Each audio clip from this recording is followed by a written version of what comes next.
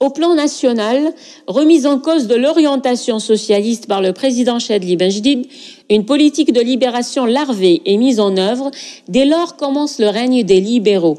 Néanmoins, ce n'est pas la bourgeoisie algérienne qui va dominer, mais une fraction de celle-ci, celle de la spéculation, des affaires, du gros commerce, affairistes, intermédiaires, coursiers, spéculateurs, gros commerçants, mandataires, etc. Et une partie de la bourgeoisie rurale, produit du démantèlement des coopératives de production et de services, de la révolution agraire et de la libéralisation, de la commercialisation des produits agricoles. Les chefs intégristes ne sont pas des enfants de cœur. Ils évaluent avec justesse les aspirations des gens à une meilleure vie. Un citoyen, même salarié, peut-il, avec son seul salaire, acquérir une maison, se marier, voyager, acheter une voiture ? Toutes les conséquences psychologiques de ce sentiment d'intense frustration, la hugra, déni de justice, la soif de justice, le désarroi identitaire sont pris en compte par les stratèges de la subversion islamiste pour un meilleur impact de leur propagande. Ils se posent en champions du changement immédiat, y compris par la violence. Leur rapide audience populaire démontre la pertinence d'une démarche articulée autour des préceptes de l'islam, utilisés comme catalyseur d'une situation de déséquilibre sociologique et de faiblesse de l'État. Ils parviennent rapidement à créer les conditions d'une agrégation des masses paysannes et urbaines autour du facteur religieux, perçu comme la meilleure voie vers la moralisation des mœurs et l'équité sociale. Avec le succès, les schismes intégristes qui foisonnent d'abord dans l'algérois avant de s'étendre accouchent de sigles multiples à partir de la matrice originelle, MIA, FIDA, GSPC et autres, JIA, le I est partout présent, lent, droit, dur, inflexible, recouvrant de son ombre acérée l'ombre des minarets familiers. Les anciens combattants de la Légion arabe en Afghanistan sont le noyau dur des GIA qui connaîtront au cours de la décennie 90 une sinistre célébrité. Le rôle de la CIA. Il est important pour moi de consacrer quelques lignes à la politique islamiste des États-Unis. Le mot mercenaire accolé aux tueurs salafo-djihadistes qui ensanglanteront dans quelque temps les villes et les campagnes algériennes prend tout son sens. Charles Cogan, chef du département Proche-Orient et Asie du Sud à la direction des opérations à la CIA entre 1984 et 1989, révèle dans un ouvrage consacré aux questions de renseignement et de diplomatie que son pays débourse 3 milliards de dollars pour soutenir la rébellion afghane contre l'ex-Union soviétique. Ils, les Afghans, étaient notre atout contre l'avancée communiste et nous devions les aider, confie ce responsable américain. Et de préciser, mais nous ne faisions pas désillusion. Abdallah Azzam a des buts lointains, comme les Américains finissent par s'en apercevoir. Après l'Afghanistan, rien n'est impossible, confie le chef de file de l'internationale islamiste. Dès le milieu des années 80, les propos d'Azzam ne sont pas paroles en l'air. Avec son bras droit, Tamimi al-Adlani, un intégriste d'origine palestinienne, Azzam tisse un réseau dans pas moins de 36 États à travers l'Amérique du Nord. Ses alliés particuliers de l'Amérique croient dur qu'en fer que l'Afghanistan n'est qu'une petite étape sur le long chemin du grand œuvre islamiste. Ils ne tarderont pas à le démontrer. Pour que le rêve devienne réalité, une première conférence se tient à Brooklyn, présidée par Azzam en personne. Une autre quelque temps après à Kansas City dans le Missouri et aussi à Atlanta. Des chefs sont choisis pour chaque pays. Bounoua, alias Abdallah Anas, gendre d'Azzam, est désigné pour l'Algérie.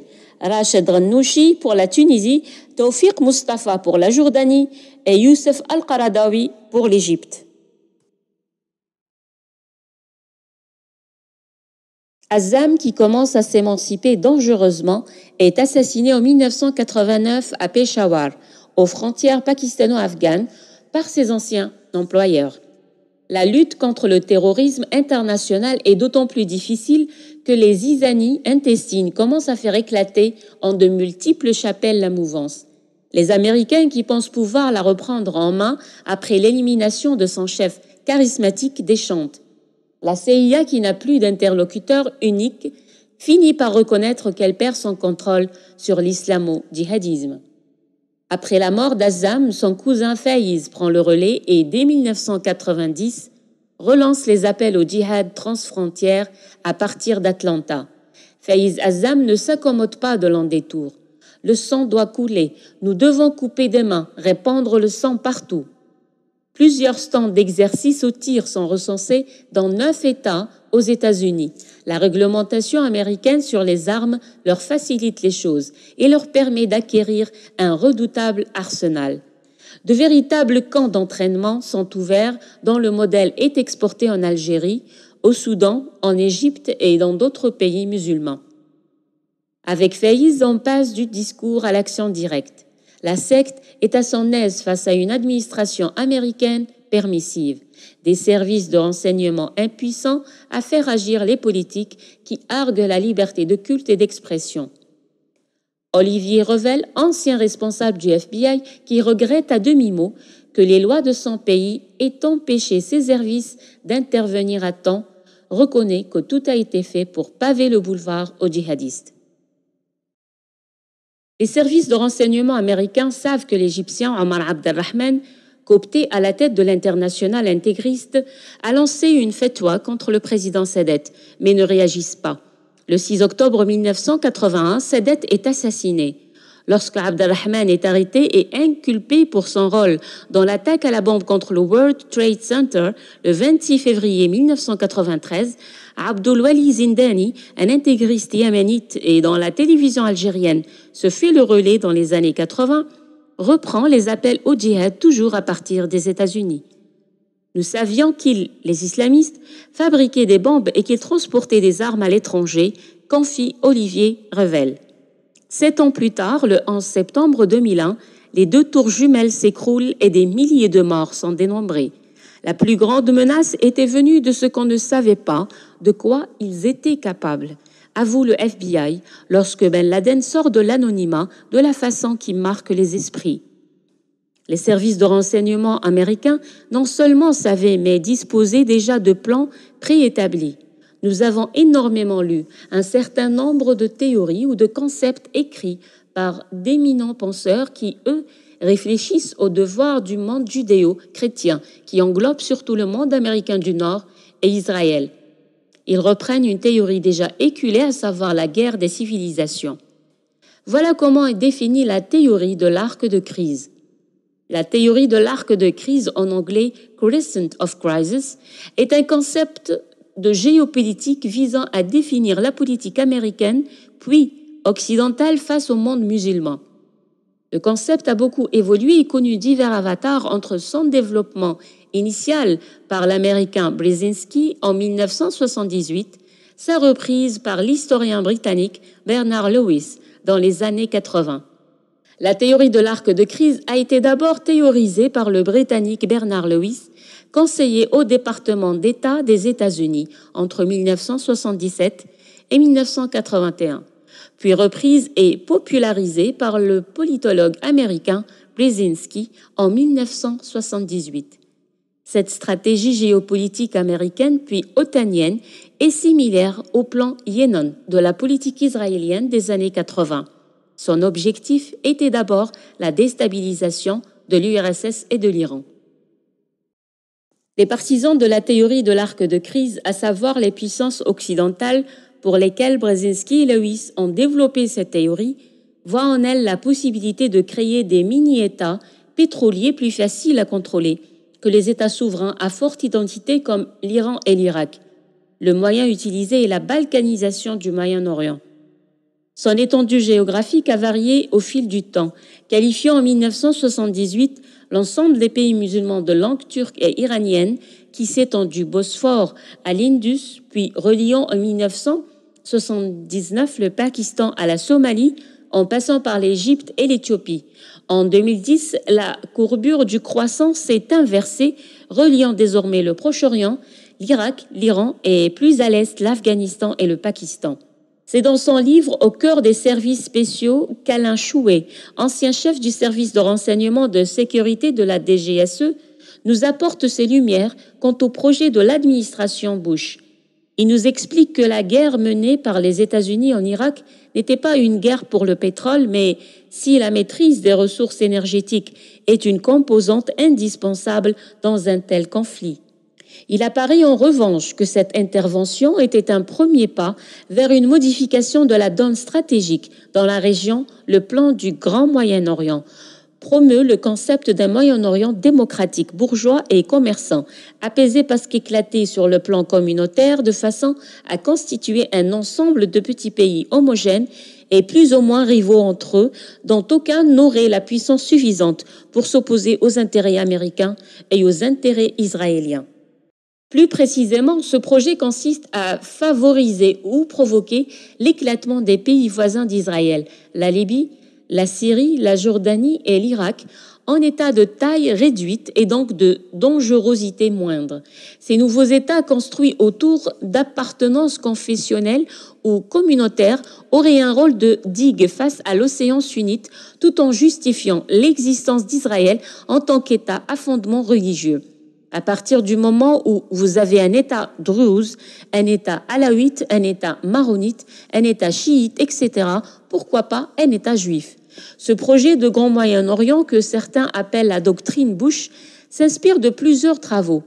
Une première carte apparaît en 1979 sous la plume de Bernard Lewis. Cet homme connu pour sa défense d'Israël, né britannique, il a aujourd'hui la double nationalité américaine et israélienne, a été consultant au Conseil de sécurité nationale des États-Unis et est toujours aujourd'hui proche des néoconservateurs. À l'époque, Bernard Lewis imagine cette carte dans le but de créer une zone de désordre aux portes de la frontière sud de l'URSS, cette Islamic Mess étant conçue pour déstabiliser la puissance soviétique. Aujourd'hui, l'ennemi est différent, mais les méthodes perdurent. Les récents travaux des think tanks néoconservateurs américains semblent montrer que la balkanisation du Moyen-Orient, sous l'égide américaine, a de beaux jours devant elle. La Mithaq la Dustur, le fils autoproclamé unique dépositaire de la parole divine, aucune loi, aucune constitution ne peut avoir droit de citer, hormis les siennes. La Mithaq la Dustur, qala Allah qala Rasoul. Telle est sa devise. Ceux qui ne le partagent pas sont des mécréants et en tant que tels, ils doivent être éradiqués. Ayant récupéré le mouvement de révolte du 5 octobre 88 et retourné en sa faveur, ce qui s'est produit à Bab el-Oued lors de la marche du 10 du même mois, le fils multiplie les manifestations de rue au cours desquelles sont scandées des citations coraniques au rythme de Allahu Akbar et des slogans violemment hostiles au pouvoir. Devant le laxisme de celui-ci, il s'enhardit et dévoile sa revendication, l'instauration de l'État théocratique, ad-Dawla al-Islamiyya, et l'application de la loi légitime, al-Sharia, avec une telle conception qui montre son aversion pour la démocratie qualifiée de kufr. Comment l'Algérie républicaine peut-elle coexister? Comment insérer dans le jeu démocratique un parti qui ne se réfère qu'à Dieu et qui, tous les jours, dit à haute et distincte voix que la démocratie est un poison juif? Voyons ce que précise le futur programme des intégristes tels que le rappelle Abdallah Jaballah, un des enfants prodigues de cette mouvance, dans une lettre adressée au président de la République le 9 décembre 1990. Devant l'échec des idéologies importées, seule la voie islamique peut apporter l'indépendance politique, économique et socio-culturelle à l'Algérie. Les ulamas et les réformateurs doivent être déclarés membres d'office de la future assemblée. Accorder l'immunité aux ulamas, considérer l'adultère et la pédérastie comme délits punis selon la charia, juger selon les principes de la charia et ses orientations, respecter la souveraineté des lois divines, réviser les lois, décrets et les mettre en conformité avec le Coran et la Sunna. Proclamer toutes les libertés dans les limites des principes de la charia. Réaliser l'union maghrébine et arabe en prélude à l'union globale de la nation islamique.